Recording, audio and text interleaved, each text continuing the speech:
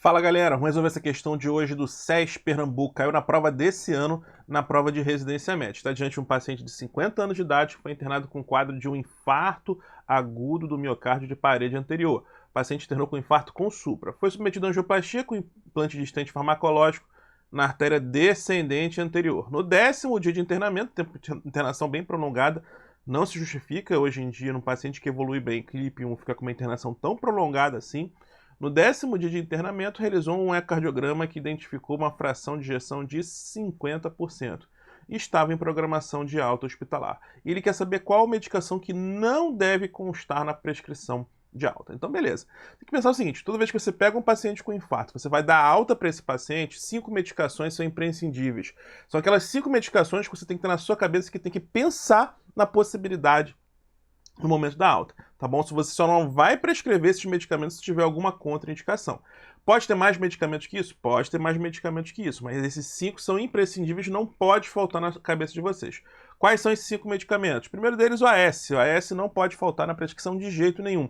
Eu costumo colocar na minha prescrição o AS e o segundo antiplaquetário logo acima para deixar bem claro para o paciente, ainda mais um paciente que ganhou stent, a importância das medicações antiplaquetárias nesse contexto. O risco de trombose na fase aguda ele é maior, então esse paciente ele precisa tomar essas medicações de maneira adequada.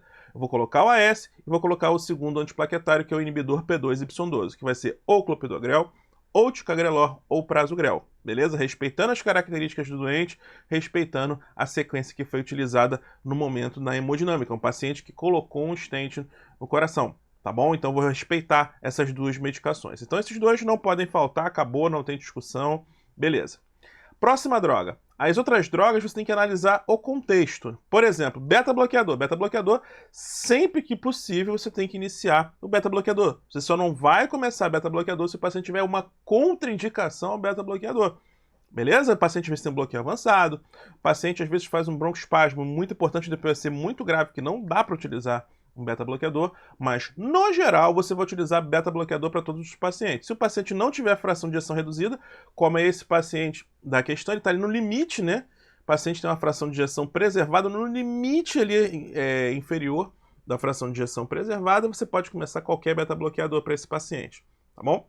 Se o paciente tiver fração de ejeção reduzida, você só pode começar carvedilol, bisoprolol ou metoprolol, tá bom? Ou succinato de metoprolol.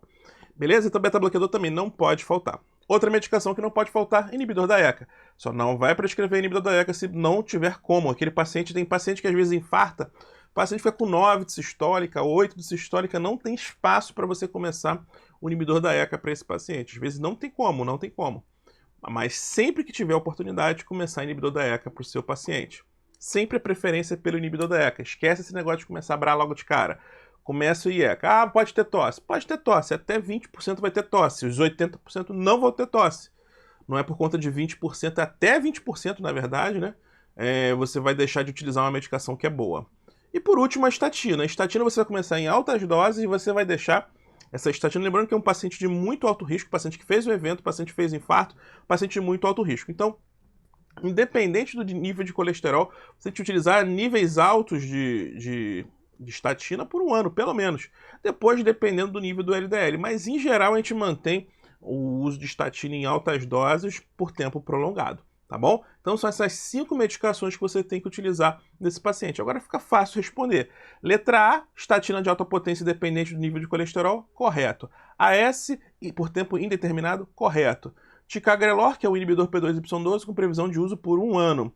Todo paciente, após uma síndrome coronária aguda, tem que utilizar, idealmente, um ano de inibidor P2Y12. Isso pode ser abreviado em alguns casos específicos. Por exemplo, paciente de alto risco de sangramento, paciente vai fazer uma cirurgia, isso pode ser abreviado. Ou até mesmo prolongado, dependendo do paciente. Às vezes, um paciente de alto risco trombótico. Mas a regra é utilizar por um ano, tá bom? Então tá correto. Captopril também, né? Previsão de uso por tempo determinado. E por fim nós temos a nifedipina, né? E aqui a nifedipina, você pode falar assim, poxa, mas o bloqueador de canal de cálcio eu não posso utilizar se o paciente tiver dor anginosa refratária a beta-bloqueador e nitrato?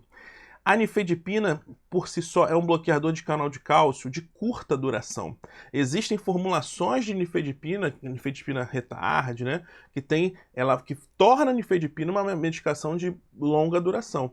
Mas ela, por si só, sem esse mecanismo de liberação estendida, ela funciona como bloqueador de canal de cálcio de curta duração. E aí o que acontece? Quando a gente utiliza uma medicação de curta duração, a queda da pressão é muito rápida. O que acontece? Promove taquicardia reflexa. E é por isso que antigamente utilizava muito, né? Utilizava a formulação de nifedipina sublingual nas emergências, em paciente que chegava com dor no peito, para baixar a pressão, para controle de pressão, e verificou-se no avançar das pesquisas que essa medicação aumentava a mortalidade. Então, realmente, a resposta aqui é nifedipina. Você pode utilizar, por exemplo, amlodipino. Amlodipino no paciente que persiste de hipertensão, paciente que tem 1 grau, um bom antianginoso. Amlodipino, que é um bloqueador de canal de cálcio de longa duração. Tá bom? Então, nesse caso, você pode utilizar, sim, mas nunca como primeira droga. Primeira droga são as 5 que eu falei para vocês. E outras drogas você pode ir acrescentando dependendo do cenário. Beleza? Gostou desse vídeo? Deixa um comentário aí pra gente. Se estiver vendo esse vídeo no YouTube, não esquece de deixar esse like aí pra gente. E curta o nosso canal e marca o sininho. Toda vez que você tiver vídeo novo, você vai receber uma notificação. Beleza? Grande abraço e até a próxima. Tchau, tchau.